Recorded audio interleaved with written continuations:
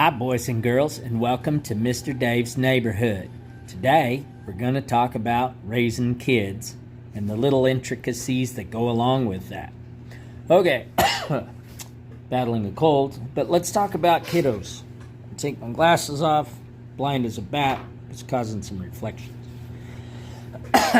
Okay, a little bit about my background. I have spent about 38 years dealing with convicts, the less desirables of our community, and also during that time I have assisted in running boys' homes, wilderness type schools, things like that.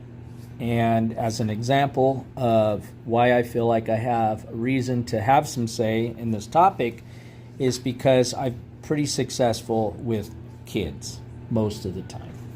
There are some kids you just cannot reach, but most of the time you can, because there's real simple steps you take as a parent to be successful.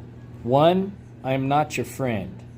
I can be friendly and I can support you, but my job is to be your instructor, to get you prepared for life, for when you go out and you start addressing your life on your own. And when you get to that point, just like any job, when you get to the point when you're released and you are now on your own, you get to decide what part of your instruction you're actually going to use and if it really applies to you as you progress. But in the early stages, you're my student, and I'm going to get you to the point that you can handle life without turning into a blubbering blob of jelly. Okay? So, as a dad, my role is teach my children how to have a spine, how to have work ethic, how to care about life and people, and how to fit in to society to where you will not be an outcast because you're a psycho. That's my version. Two, you're going to have to stay consistent. And it's not easy with kids because, like in my case, I have an autistic son and he challenges us. And it's extremely difficult. Trust me, it's worse than a neurotypical kid that you've had. And I have a few kids, so I can say that. And I've also raised about 100 kids between professional jobs and my own children and girlfriends I've had that have had kids. And I can tell you, it's always the same thing. If the child, during their growing up stages, feels like they can challenge you and that you're intermittent on your decisions, they will push the limit. You have to be consistent right off the bat and put them in check so they understand where the line is. And they will buck you, they will fight you because they're testing you. But I guarantee you that once you get that kid on track, they will tell you, the best thing you ever did for me is holding me accountable and giving me some kind of guidance line to go off of.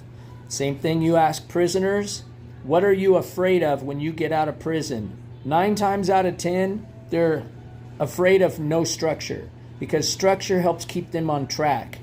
Kids are the same way. They will fight you and complain, but I'll tell you what, when they get on dial, they will be on the track and doing really well.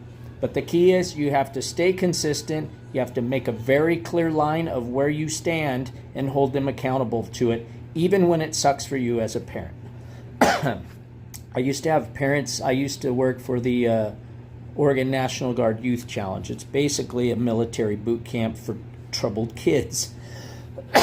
Love this cold. I would take kids that were either gangbangers or just society failures and turn them into something, and using those methods. And parents at the end of graduation would be like, oh my God, what was it you did? My son's amazing.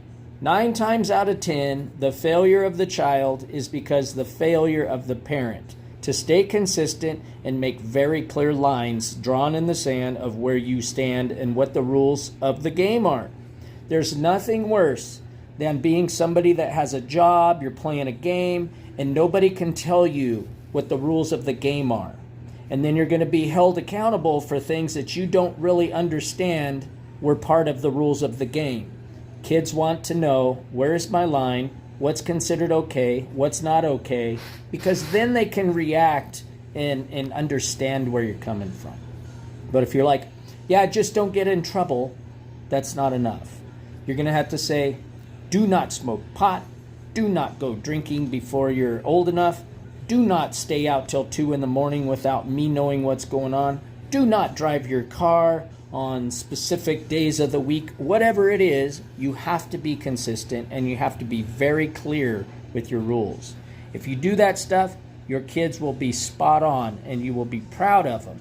But it's all about the laziness of the parent. Do not be lazy, stay consistent, stay clear and focused, and your kids will fall in check and you will be happy with them.